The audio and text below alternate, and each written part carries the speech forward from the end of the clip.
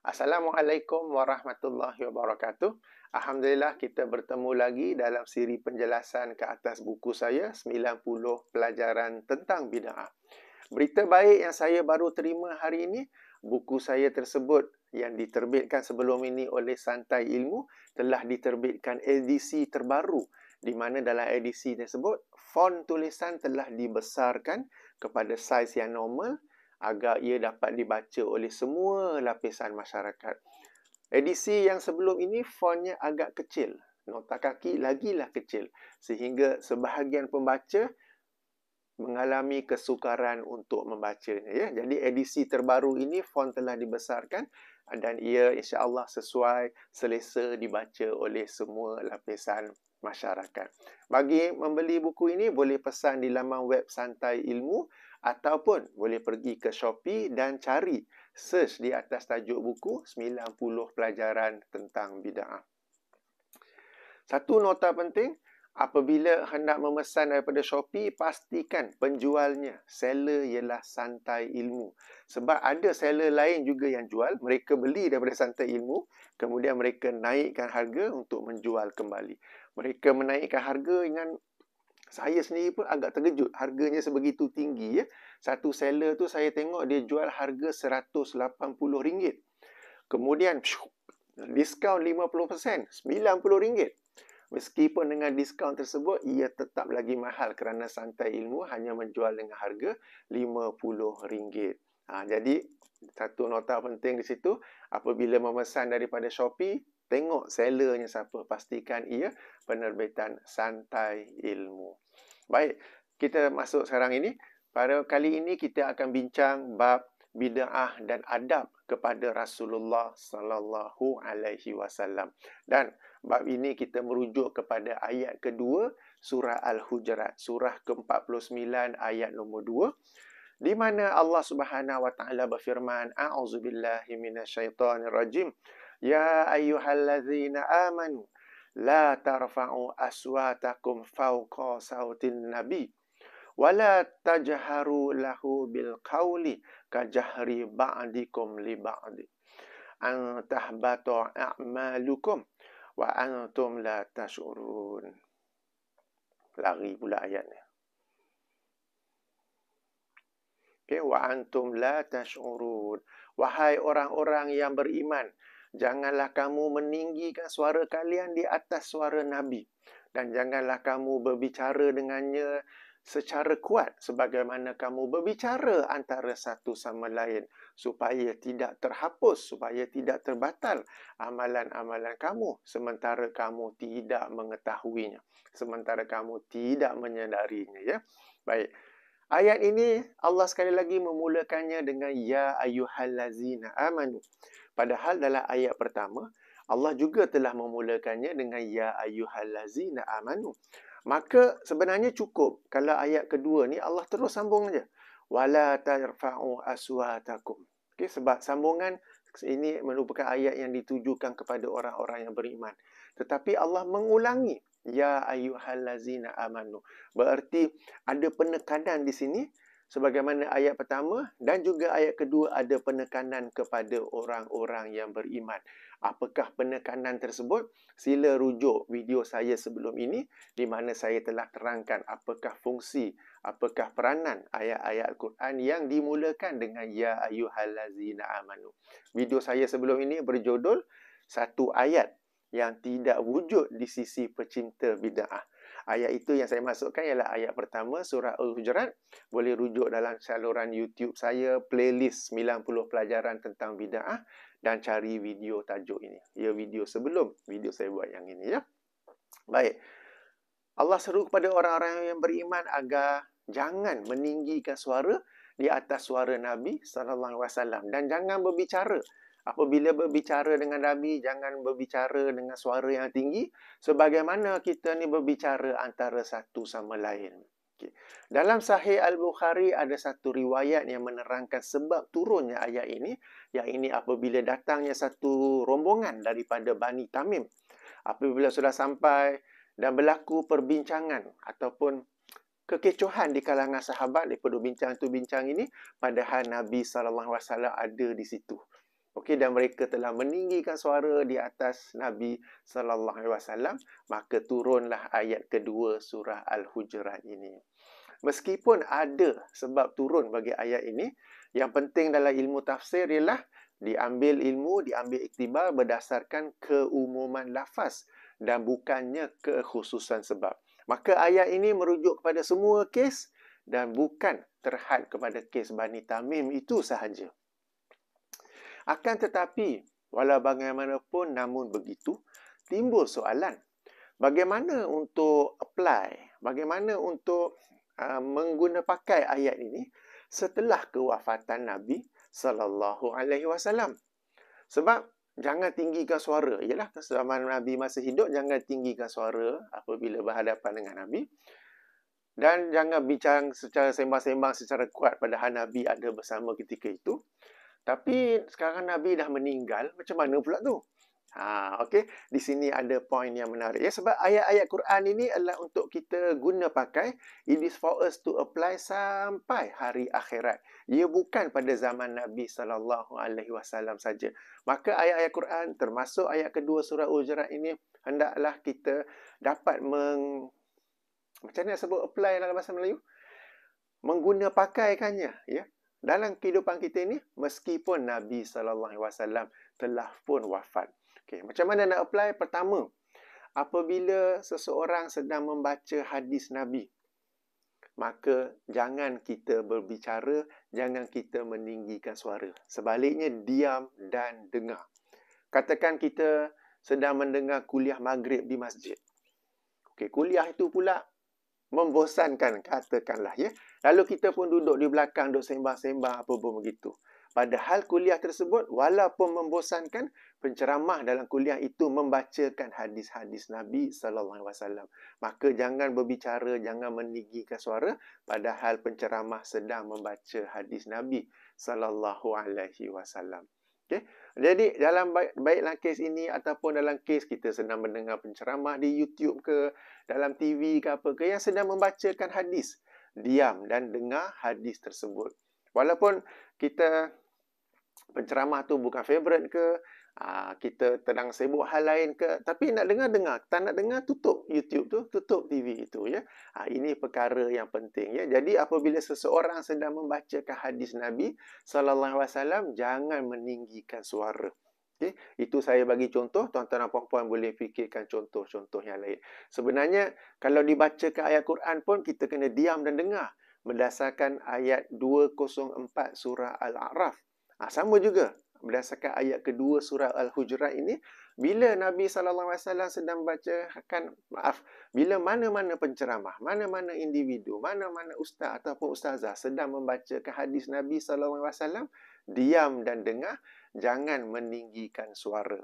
Okay, itu yang pertama. Yang kedua, kadang-kadang kita melakukan sesuatu lalu ada orang menegur. Hafiz, jangan buat macam tu. Kau tahu tak, Nabi SAW ada bersabda, dia baru nak sebut, saya dah potong. Alah, kau ni tak habis-habis dengan hadis Nabi. Jangan sebut macam tu. Sebab itu juga adalah satu cara meninggikan suara di atas suara Nabi SAW. Sebab meskipun ia adalah suara sahabat yang menegur, tapi dia sedang membacakan hadis Nabi SAW. Ya, jadi kita tetap hormat meskipun yang membacakan hadis itu ialah manusia biasa, kawan kita ataupun macam contoh tadi, penceramah, ustaz, ustazah. Yang ini penting ya. Jadi itu cara bagaimana kita apply, kita mengguna pakai ayat ini meskipun dalam kehidupan sekarang ini apabila Nabi SAW telah pun wafat. Kemudian timbul persoalannya. Penghujung ayat ini agak serius, agak berat. Di mana Allah berfirman supaya tidak terhapus, supaya tidak terbatal amalan-amalan kalian sementara kalian tidak menyenarinya. Wah. Sebab kalau kita tadabbur ayat ni, kita berhenti sejenak dan fikir. Tadi kita tadabbur dan kita fikir macam mana nak apply ayat ini dalam kehidupan setelah Nabi SAW telah berwafat. Jadi, telah pun saya jelaskan ya, bila siapa-siapa bacakan hadis. Sebagai contoh, tuan-tuan dan puan-puan mungkin tidak setuju dengan jemaah tabligh. Mungkin tidak ikut jemaah tabligh. Tetapi, Kadang-kala apabila jemaah tabligh selepas solat jemaah, mereka membaca hadis daripada kitab mereka Fadail Amal. Kita pula dah tak nak dengar, nak duduk belakang, pergi sembang-sembang di belakang surau, belakang masjid ke apa ke, tapi dia sedang baca hadis. Okey, diam dan dengar. Meskipun anda bukan jemaah tabligh, anda diam bukan kerana anda jemaah tabligh, tapi anda diam sebab dia sedang baca hadis Nabi sallallahu alaihi wasallam. Yang tu penting. Jadi siapa pun yang sedang baca hadis, diam. Jangan tinggikan suara dan jangan duk sembang-sembang antara satu sama lain. Baik. Kemudian timbul persoalan, kenapa amalan ataupun perbuatan meninggikan suara ini sampai-sampai boleh membatalkan amalan-amalan kita. Sudah tentu ini satu perkara yang serius. Okey, baik.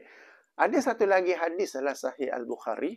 Kita boleh rujuk dalam Sahih Al-Bukhari, kitab tafsir, bab tafsir ayat kedua surah Al-Hujurat. Jadi Imam Al-Bukhari mengemukakan dua hadis. Pertama, hadis tentang rombongan Bani Tamim yang saya sebut secara ringkas tadi. Kedua, hadis tentang bagaimana seorang sahabat Nabi yang bernama Sabit bin Qais. Sabit bin Qais bin Syams. Beliau ini seorang yang berperwatakan kasar dan suaranya tinggi dan kasar. Dia tak reti cakap perlahan.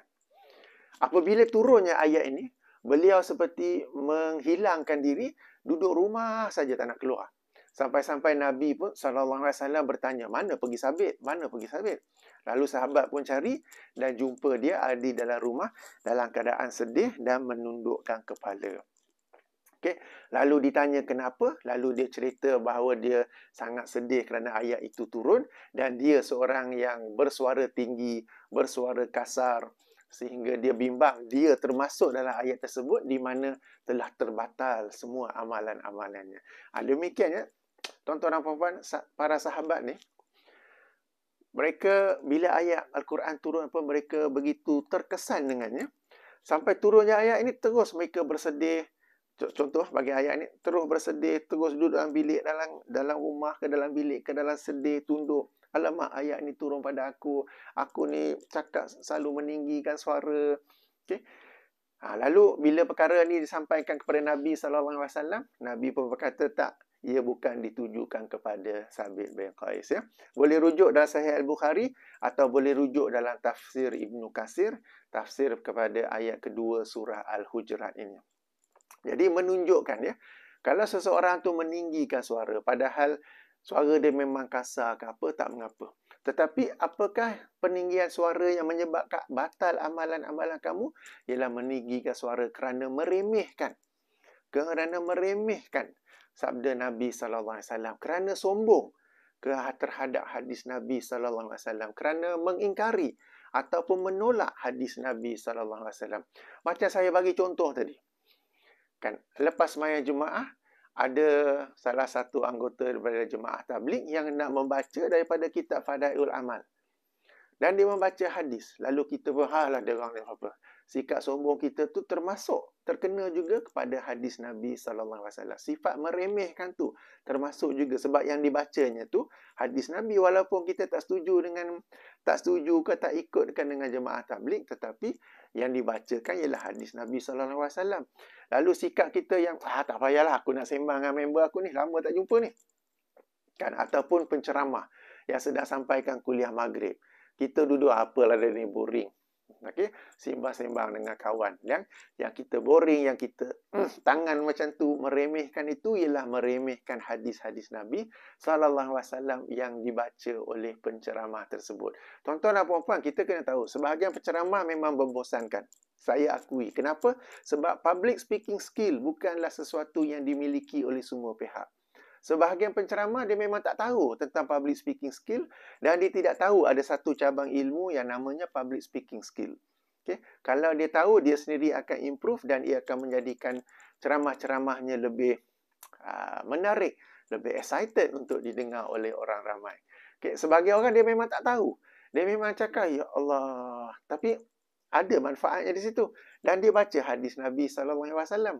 Jadi ya, meninggikan suara yang dimasukkan oleh ayat ini sehingga terbatalnya amalan-amalan kamu yang lain ialah apabila peninggian suara itu dilakukan kerana kesombongan, kerana meremehkan, kerana apa-apa sikap negatif yang lainnya, mengingkari pun mungkin ada juga. Sebab kadang macam saya bagi contoh, kita buat satu amalan, lalu ada orang bagi tegur, jangan buat hadis Nabi sekian-sekian, belum habis lagi. Alah kau ni tak habis-habis dengan hadis Nabi. Itu termasuk yang ditegur dalam ayat kedua ini, dan harapnya tidak, tapi itulah yang boleh menyebabkan amalan-amalan yang lain. Amalan-amalan kamu yang lain itu terhapus. Kita ada banyak amalan.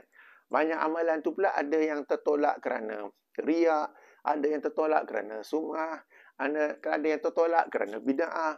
Tinggallah sedikit yang original tu. Tengok-tengok yang itu pun terhapus. Kenapa? Sebab sikap kita yang meremehkan, yang menafikan, yang menolak orang yang membacakan hadis Nabi sallallahu alaihi wasallam. Okey, jadi hati-hati di sini ya. Ini adab kita kepada Nabi sallallahu alaihi wasallam meskipun baginda telah pun wafat. Baik, sekarang ni masuk kepada persoalan apa pula kaitan hadis ini dengan bid'ah? Kan, sebab hadis ni, apa pula kaitan ayat Quran ni, ayat kedua surah Al-Hujurat ini dengan bid'ah? Kenapa pula saya masukkan ayat ini dalam buku 90 pelajaran tentang bid'ah? Okey. Kerana saya masukkannya kerana pada pengalaman saya, ada sebahagian orang, mereka sangat cinta kepada bid'ah, sangat benci kepada sunnah, sehingga kan apabila kita nak sampaikan hadis Nabi, baru nak cakap atau baru separuh jalan, mereka telah potong dan mereka telah menolak hadis tersebut. Kita baru saya nak cerita, jangan buat tu, bahaya ni, kamu tahu tak, setiap perkara, belum habis lagi dia telah potong. Kau ni tak habis-habis dengan hadis tu. Sudahlah. Kan? Kita baru saja nak tegur, jangan buat amalan ini. Takut ia tertolak, tak ada pahala. Kerana sesiapa yang beramal dengan satu amalan yang belum habis lagi, dah kau ni tak habis-habis dengan hadis tu. Okey. Jadi, sikap yang sedemikian tu dibimbangi. Masuk ke dalam apa yang dimaksudkan oleh Allah Subhanahu Wa Taala dalam ayat kedua surah Al-Hujurat ini. Saya kata dibimbangi. Saya bukan nak berkata, saya bukanlah boleh menghukum amalan seseorang itu terhapus seluruhnya. Okey, saya kata dibimbangi. Supaya diri kita ini, kerana adanya iman dalam diri kita ini, ayat ini dimulakan dengan apa? Ya ayyuhallazina amanu, kan? Kerana adanya iman dalam diri kita ini, maka kita pun menghormati Nabi SAW. Kerana adanya iman, kita tidak bercakap apabila ada orang sedang membacakan hadis Nabi SAW. Kita tidak meninggikan suara kepada orang yang sedang menegur kita dengan hadis Nabi SAW, supaya amalan kita tidak terhapus. Okay? Jadi, ini yang saya nak sampaikan setakat ini. Tuan-tuan dan puan-puan, ayat kedua surah Al-Hujurat. Sedikit kesimpulan, ayat ini merujuk kepada adab kita kepada Rasulullah SAW, baik ketika baginda masih hidup mahupun sudah meninggal dunia. Ketika masih hidup, ya, kita boleh faham. Tetapi bila sudah meninggal dunia, macam mana? Ia merujuk kepada apabila siapa-siapa sekalipun yang sedang membacakan hadis Nabi SAW, maka diam dan dengar. Jangan meninggikan suara, apatah lagi meninggikan suara untuk meremehkannya, meninggikan suara atas sikap sombong, meninggikan suara atas sikap mengingkarinya, kerana dibimbangi terhapus amalan-amalan kita sebagaimana yang disebut dalam rangkap terakhir ayat ini. Sebaliknya, dengarlah dengan penuh rendah hati, dengarlah dengan penuh kehormatan, sebab meskipun yang baca tu bukan orang yang kita setuju dengannya, meskipun yang membaca tu bukan orang yang sama geng dengan kita, sama aliran dengan kita, yang dibacakan tu tetap hadis Nabi sallallahu alaihi wasallam. Apa kaitan dengan bid'ah pula? Okey, meskipun seseorang tu sangat mencintai bid'ah, tapi cintailah Nabi, lalu apabila ada orang membacakan hadis Nabi untuk menegur anda, jangan terus potong, jangan terus tolak. Kerana dibimbangi, anda termasuk dalam ayat kedua surah Al-Hujurat yang kita sedang bincang sekarang ini. Moga-moga bermanfaat. Subhanakallahumma wa bihamdika, asyhadu an la ilaha illa anta, astaghfiruka wa atubu ilaika. Assalamualaikum warahmatullahi wabarakatuh.